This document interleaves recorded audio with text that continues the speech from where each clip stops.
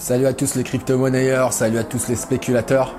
Alors aujourd'hui, on est tous d'accord, on est tous unanimes pour dire que le vendredi qu'on est en train de passer, c'est vraiment un vendredi de merde, hein, d'accord? C'est un vendredi noir pour la crypto-monnaie.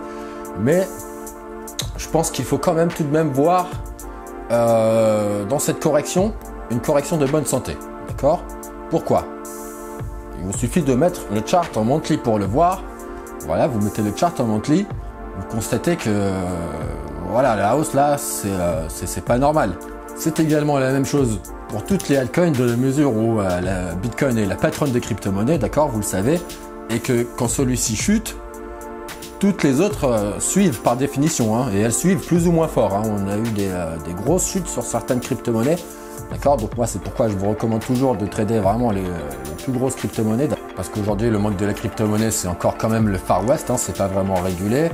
Le Far West, vous savez, ça attire les cow-boys et on a sur 3000 crypto-monnaies, on doit en avoir vraiment 10 qui soient vraiment sérieuses, 10-20, d'accord. Donc là, maintenant, aujourd'hui, vous vous doutez que les médias vont s'en donner à cœur joie, hein, pour flinguer le Bitcoin et les crypto-monnaies, d'accord. Faut que vous soyez prêts à ça. Si vous n'avez pas pris vos profits et que vous avez toujours des chiffres latents, soyez prêts à affronter toute cette désinformation médiatique que vous allez pouvoir entendre sur internet, à la télé, où vous voulez. Si vous avez pris vos profits, tant mieux, hein, j'ai envie de vous dire, hein, on se donnera peut-être rendez-vous plus bas, ça c'est l'avenir qui nous le dira, mais au moins vous pourrez dormir tranquillement, parce que c'est vrai que la chute là, elle a eu lieu pendant qu'on dormait tous, hein, d'accord. Ça a eu lieu pendant la session exotique avec les Asiatiques, d'accord, c'est eux qui donnent de l'as sur les marchés crypto-monnaies, ce sont les plus gros acheteurs. Alors maintenant, je voudrais qu'on se focalise sur les causes de cette chute. Quelles peuvent être les causes de cette chute?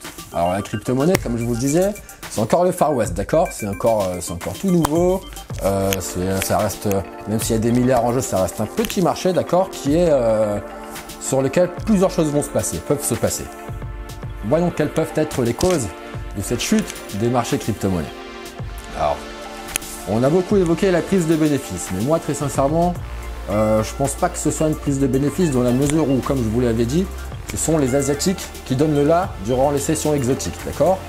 Donc, il faut savoir que les Asiatiques, eux, ne fêtent pas Noël, d'accord? Donc, l'idée que ce soit une prise de bénéfices pour les fêtes de Noël, bon, moi, j'y crois pas vraiment. Je pense que, voilà, il faut aller chercher ailleurs. Là, en plus, la correction pour une prise de bénéfices, elle est quand même vraiment profonde, hein, d'accord? Une prise de bénéfices, c'est quand même une correction, c'est plus une consolidation qu'une correction, d'accord? Là, on a une... Là, c'est... Après, je vous rappelle quand même que le Bitcoin, depuis le début de l'année, c'est 1200-1280%, quelque chose comme ça, de hausse, hein, d'accord? Donc, celui qui est dans le Bitcoin depuis le début de l'année, qui le traite sur toutes les hausses, il est bien en profit. Donc, je pense qu'il ne faut pas s'inquiéter pour lui, d'accord? On parle aussi de manipulation sur les cours des Bitcoin. Donc, manipulation, moi, je n'irai pas jusqu'à dire ça, parce que manipulation, c'est quand même un grand mot, d'accord? Mais il faut savoir, et je vais vous donner un chiffre qu'il faut que vous gardiez en tête, il faut savoir que 40% des bitcoins qui sont en circulation sont détenus par moins de 1000 personnes. D'accord? 40% des bitcoins en circulation, ce sont moins de 1000 personnes qui les possèdent. D'accord? Qu'est-ce que ça veut dire? Ça veut dire que si, je sais pas, hein, il y a un de ces mecs qui fait, voilà, qui décide de prendre un bénéfice ou de vendre, bon, bref, il clique, hein, il passe son ordre. Et ben, son ordre, en fait, il a une grosse résonance sur le marché dans la mesure où on est déjà dans un marché très spéculatif, d'accord? Donc un gros ordre de vente où le mouvement d'une de ces personnes-là, ça peut entraîner des réactions en chaîne, en fait, d'accord? Des réactions en chaîne, des comportements moutonniers et de la panique, d'accord? Ce qui nous conduit à des chutes qu'on est habitué à voir, qu'on a été habitué à voir tout au long de l'année. Mais là, les mecs, je pense que pour racheter, attendez vraiment qu'on ait trouvé le bottom de marché, que le prix se soit stabilisé, voire même qu'il se soit relancé, d'accord, et qu'il ait recorrigé, et c'est là qu'on rentrera.